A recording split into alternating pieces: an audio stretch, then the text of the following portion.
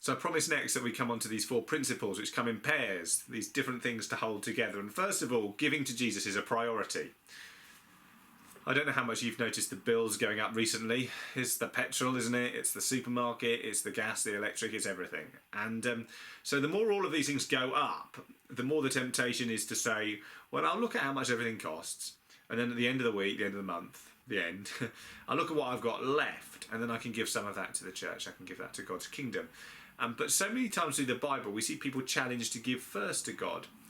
So the story of Cain and Abel is probably the first story about giving in the Bible, just Genesis 4.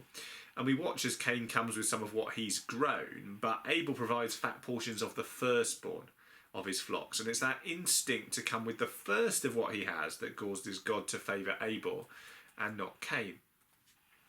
I don't know if you've ever seen the illustration with a jar, a bigger one than this, where you have to put the big things in first so that there's room for them in the end.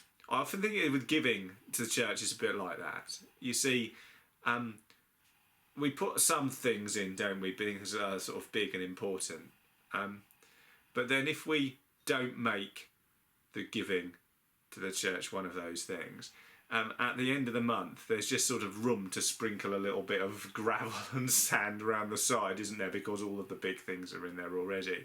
If we make this giving one of these big stones that we put in the jar, then we will find that we can fit more other things sort of in around it as we go.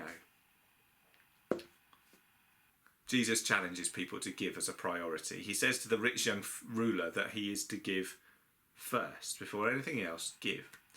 He encourages us amongst all our worries, and goodness knows there's a lot of financial ones at the moment, aren't there? Quite apart from the COVID, which is in our house at the moment, and everything else.